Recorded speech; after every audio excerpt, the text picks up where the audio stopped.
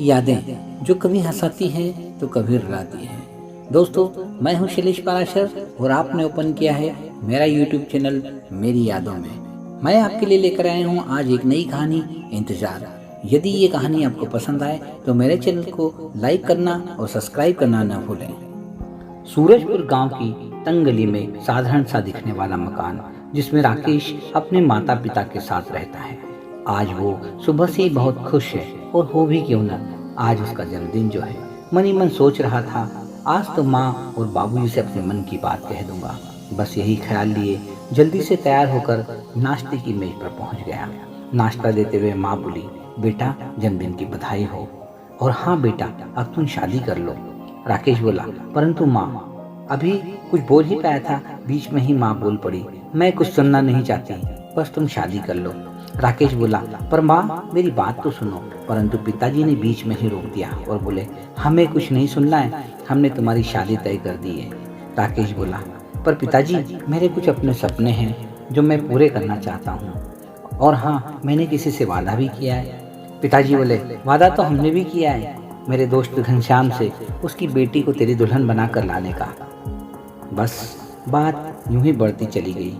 माता पिता उसकी शादी कर देना चाहते थे और वो ये बात मानने को तैयार नहीं था। और अगली सुबह जब देर तक राकेश के कमरे का दरवाजा नहीं खुला तो माँ चिंतित होने लगी। बोली, अजी सुनते हो, आज राकेश देर तक सो रहा है, तबीयत तो ठीक है ना उसकी, देखो तो जरा। पिता ने पेपर में झांकते हुए बोला, तुम तो यूं ही चिंता करती रहती हो। माँ के एक बार और चिल्लाने पर पेपर मेज पर रख दिया और बोले, देखता हूँ, जरा धीरज रखो। पिता ने कमरे में जाकर देखा, वो वहाँ नहीं था। फिर बाथरूम, इधर उधर, पर वो कहीं नहीं था। सुनती हो, यहाँ आओ। आवाज में एक अलग सा दर्द था। राकेश घर छोड़कर जा चुका था। पिताजी के हाथ में राकेश का लिखा खत था और वो दोनों एक दूसरे को देख रहे थे। माता पिता को अपनी गलती का एहसास हो गया, लेकिन अब देर हो चुकी थी। दोनों अपने बेटे के वापस आने का इंतजार करने लगे और बस यूं ही समय बीतता चला गया। अब पुरानी यादें ही उनका सहारा थी।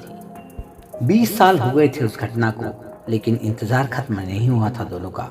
रोज शाम बूढ़े माता पिता दरवाजे पर बैठ जाते और अपने बेटे राकेश के आने की राह देखते रहते। कई साल बीत गए थे, राकेश को गए। आज तक ना तो उसका कोई खत आया और ना ही कोई संदेश। बूढ़े पिता बोले, चलो खाना खा लो, रात के 10 बज गए। माँ बोली, नहीं तुम ही खा लो, मुझे भूख नहीं है, देखो ना वो आज भी नहीं आया। पिता ने सोचा, थाली में खाना यहीं ले आता हूँ, शायद एक दो निवाले ही खा ले। रसोई घर में जाकर देखा, खाना तो बना ही नहीं था, सिर्फ पानी पीकर वापस आ गए। पत्नी ने पूछा, खाना खा लिया? तो सिर्फ हाँ में सिर हिला दिया। गम के आंसू पीकर जो लौटे थे रसोई घर से, पेट तो भरना ही था, भूख तो बेटे के साथ ही चली गई थी। बूढ़े माता पिता अपने रोजमर्रा के कार्य में व्यस्त थे। तभी माँ की नजर दरवाजे पर पड़ी। 15-16 साल का एक खूबसूरत सा दिखने वाला लड़का वहाँ खड़ा था। माँ ने आवाज लगाई, अजी सुनते हो, देखो तो ये कौन आया है। दोनों ने मिलकर पहचानने की कोशिश की, परंतु सब व्यर्थ था। लड़का बूढ़े माता पिता के और करीब आ गया तो बूढ़े पिता ने पूछा, कौन हो तुम बेटा और यहाँ क्यों आए हो? लड़के ने माता पिता के पैर छुए और खड़ा हो गया। दोनों समझ नहीं पा रहे थे, आखिर ये बालक है कौन। अंततः लड़का बोला, मैं आपका पोता हूँ दादी माँ, बड़ी मुश्किल से आपका पता मिला, पिताजी की डायरी से चुराया और आप लोगों तक पहुँच गया। माँ बोली, कहीं तुम मजाक तो नहीं कर रहे हो? नहीं दादी माँ, मैं तुम्हारा पोता अजय हूँ। दादी ने आगे बढ़कर उसे गले लगा लिया। उसे ऐसे लग रहा था जैसे उसकी बरसों की तपस्या सफल हो गई हो, उसका अपना राकेश वापस लौट आया हो। दादी माँ की आंखों से लगातार आंसू बह रहे थे। आंसू तो दादा की आंखों में भी थे, परंतु वे खुशी के वातावरण में एक सन्नाटा छाया हुआ था। बूढ़े माता पिता की आंखों के सामने पुरानी यादों की तस्वीरें घूम रही थी, राकेश के बचपन की तस्वीरें। दादा दादी अपने पोते के आने की खुशी में सारे दुख दर्द भूल गए थे, और हाँ, पोता भी उनका साथ पाकर बहुत खुश नजर आ रहा था। बूढ़ी माँ बोली, अरे मुझे तो बहुत भूख लग रही है। पोता बोला, दादी माँ भूख तो मुझे भी बहुत लगी है। कई वर्षों के बाद आज दोनों ने खाना खाया और शायद राकेश के जाने के बाद पहली बार। समय बहुत जल्दी बीत जाता है। पोते को दादा दादी के साथ रहते 6 महीने से ज़्यादा बीत चुके थे। इधर शहर में राकेश और उसकी पत्नी सरिता अपने बेटे अजय के चले जाने से परेशान हो रहे थे।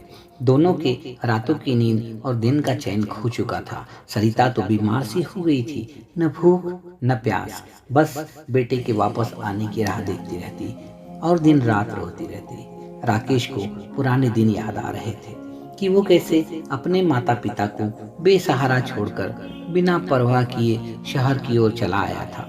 उसे उस दर्द का एहसास हो रहा था जो उसने अपने माँ बाबा को दिया था।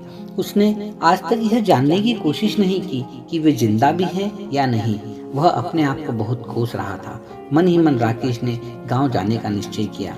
सरिता ने भी राकेश के इस फैसले में अपनी सहमति जताई। वह बोली, हमें अवश्य ही माँ बाबा के पास जाकर अपने किए की माफी मांगनी होगी। वह राकेश और सरिता गांव की ओर चल दिए।